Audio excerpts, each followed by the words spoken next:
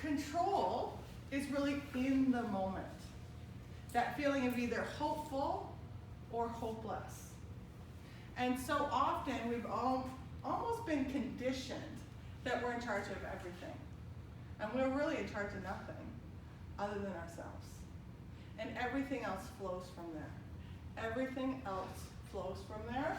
And the difference between a thriver and a diver is knowing when to let things go and whether to stay with it. That in order for you to become a specialist in whatever your area of life is, that there'll be many things that you aren't in control of, and that no matter what you do, you can have zero impact on them. You're not in control of your mom, you're not in control of your dad, you're not in control of your brother, you're not in control of anybody but yourself. So this is where this would be the idea that these are the things that are beyond our control as leaders, okay? You can set standards for yourself, but you can't necessarily set standards for the person beside you.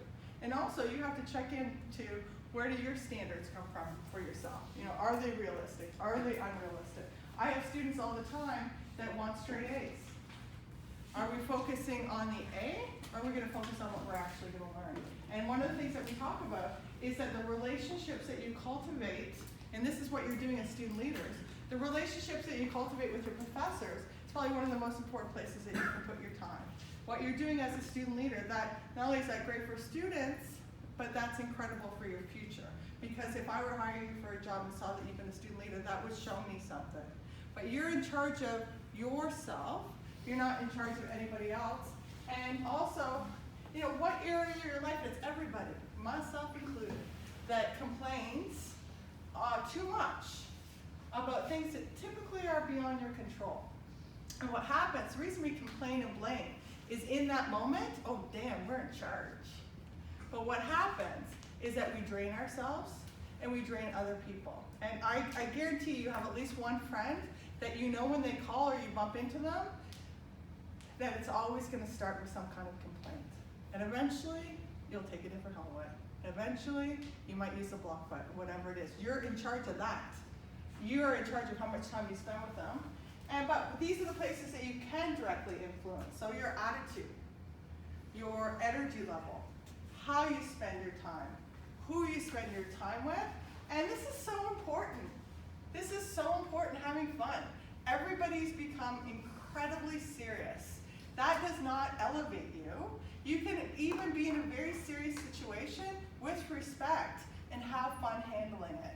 I could obviously not live in the pain and the trauma of my psychological clients day to day. I wouldn't be able to operate. I have to be able to contain it, I have to be able to manage it, and it doesn't serve anybody if I stay in that level of pain. And I know there's a lot of sensitivity in this room, and I honor sensitivity. I'm a very empathetic, sensitive person, but I have to have ways to manage that, because it's just gonna deplete me and you're gonna get sick. And it doesn't necessarily help someone. So this is, I worship and encourage sleep at every corner, okay? You gotta really start thinking about your sleep from the moment that you wake up, you know, how much caffeine you have, when you do exercise, any of those things. So I'm gonna teach you a model to help you feel more in control, and it's called CPR. You've heard of CPR?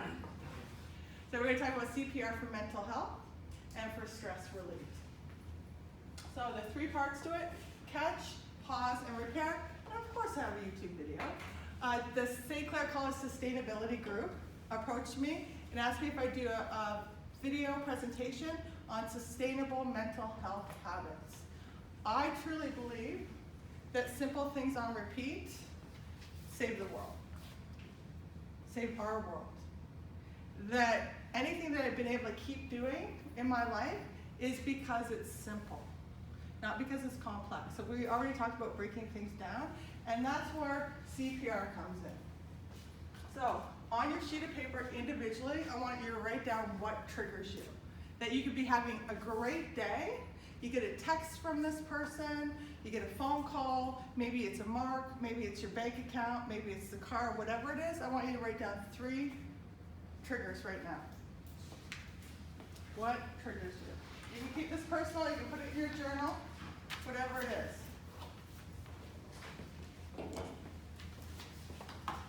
And we're going to use the stickies for this one.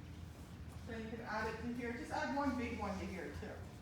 Okay, so that we can see how unified we might be. So after you write them all down, pick one and put it on here. It could be family, it could be boyfriend, it could be car, it could be money, it could be exams. It could be your partner. Pick one of the three. Pass those back. And we still have the markers, so you can put them on the markers.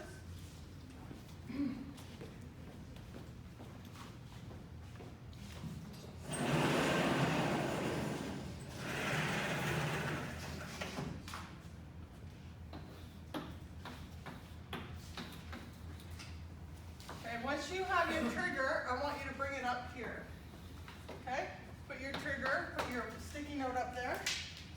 Okay?